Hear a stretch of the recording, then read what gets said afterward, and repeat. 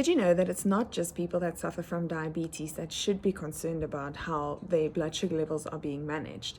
We all actually should be making sure that we are optimizing our blood sugar levels and trying to keep it constant throughout the day.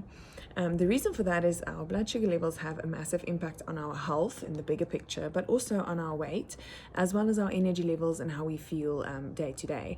So it is something that is really important, and that's why today I wanted to talk about a few signs that you can look out for that might indicate that your blood sugar levels aren't being controlled as well as they could, and a few things that you can do or implement to assist in managing your blood sugar levels optimally.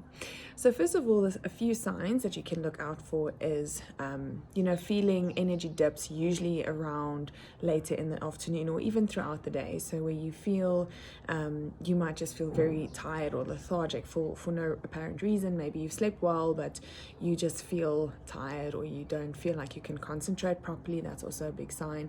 A lot of people complain about something called brain fog, where they feel that they can't really focus optimally.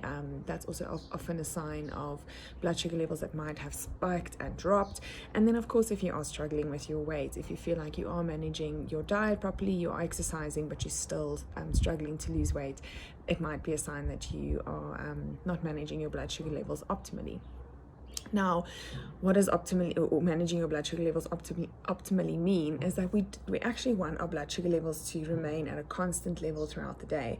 We don't want it to go up and drop down and up and down throughout the day. And the way that we can make sure that we don't cause those spikes and drops is by focusing a lot on our diet, but also on exercise.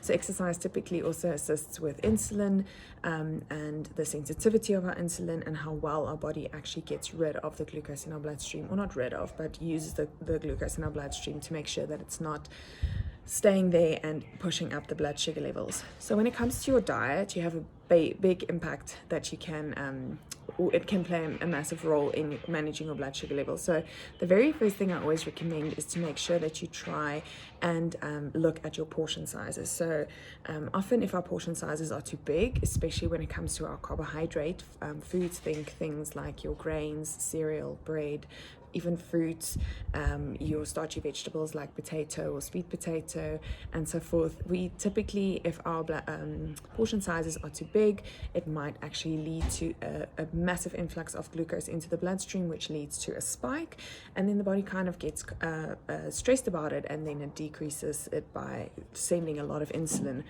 into the bloodstream all at once. So make sure that you are watching your portion sizes. Try to keep it as small. You can use your fist as an example or as a portion guide, or make sure you have a look at our eating plans like we recommend on the website. So that's the first thing, portion sizes. The next thing is making sure that you're choosing the more complex, less processed or minimally processed carbohydrates. So we often call them low GI carbs.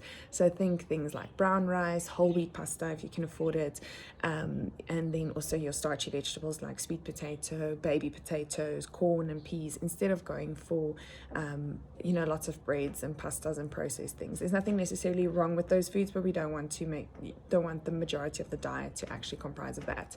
So make sure you're trying to opt for the more minimally processed complex carbohydrates that's nice and high in fiber. So we've spoken about fiber before, but an easy way to look at if you're buying something in the shops that has a label, make sure that it has at least 6 grams per 100 gram dietary fiber per product. So that's usually something that's high in fiber, and that will make sure that it doesn't spike and drop your blood sugar levels, which will then lead to a more stable blood sugar level throughout the day. I hope this has been helpful. Let us know if you have any questions, and I'll see you in the next one.